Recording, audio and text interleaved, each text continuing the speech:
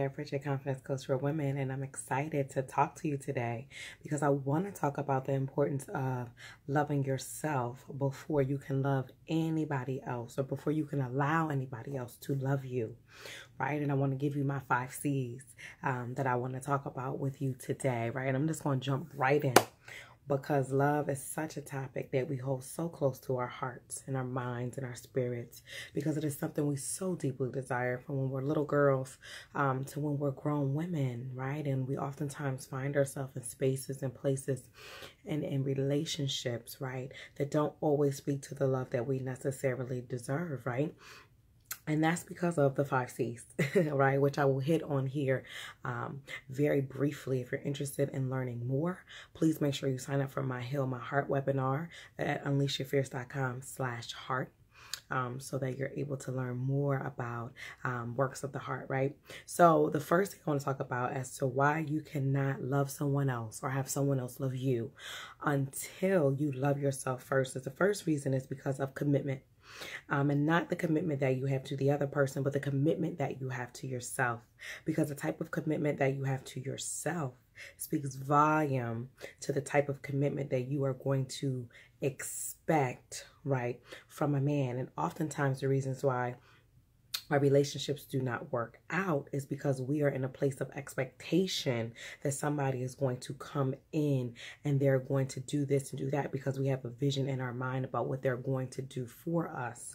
However, it is very, very important as a woman that you have established a firm commitment with yourself. If you cannot keep up with a regular self-care practice, if you cannot, stay connected to God day by day, and you're not praying daily and doing inner work on a regular basis, right? You don't have that personal commitment to, you're even exercising on a daily basis or eating healthy on a daily basis. Why do we have an expectation a man is supposed to text and call us on a daily basis and have that commitment to us when we don't even fulfill commitments to ourselves, right? So number one, you cannot expect somebody else to love you or you to even love somebody to the fullest, highest level until you have made a commitment with yourself, okay?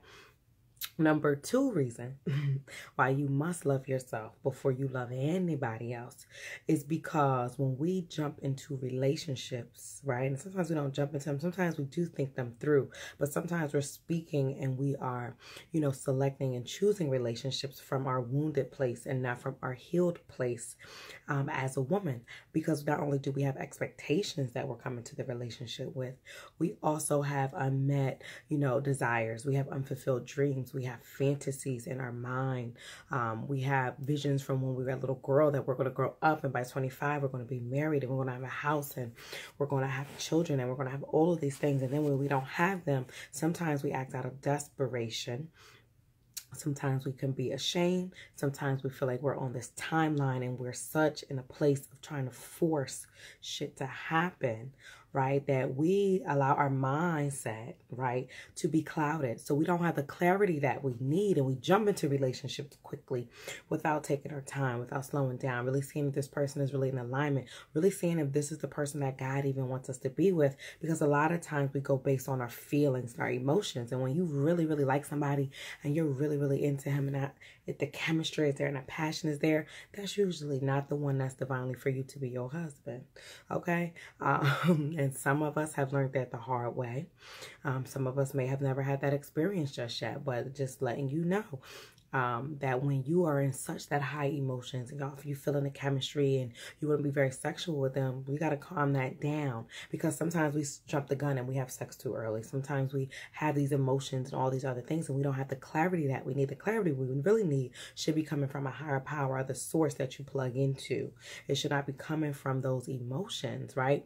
And when you love yourself, not only are you committed to yourself, but you are crystal clear on what you will tolerate and not tolerate, but you're also crystal clear on, the type of man you need into your life. And even if somebody is a good guy, that doesn't necessarily mean he is your guy, but you have to be in a position to have clarity.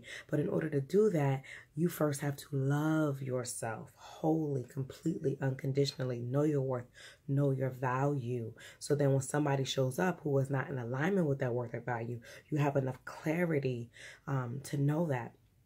Which brings me up to my 3rd C, which is confidence. right? So in order for someone else to love you or you to love them, you first have to love yourself.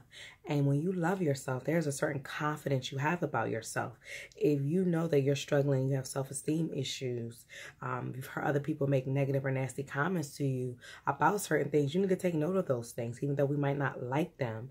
Even though I do usually say, don't worry about what other people think. But if somebody over and over is saying you're insecure or you're mean or you're this or you're that, you need to listen. Because if it's a recurring message that you're hearing, that means it's something that is with you, because the common denominator is you.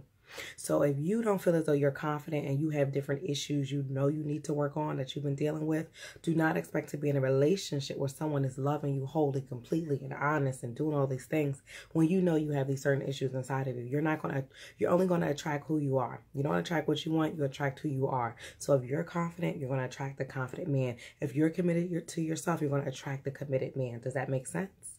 Okay. Number 4 is courage. When it comes to opening your heart and loving a man and having a man truly love you and be intimacy, into me see. You want him to be able to see into you, right? And I know that's something I've struggled with because I don't want nobody to see into me, right? But you have to be courageous when it comes to love and when it comes to matters of the heart. And if you cannot be courageous, that means that you still have some self-love and healing work that you need to do in your heart.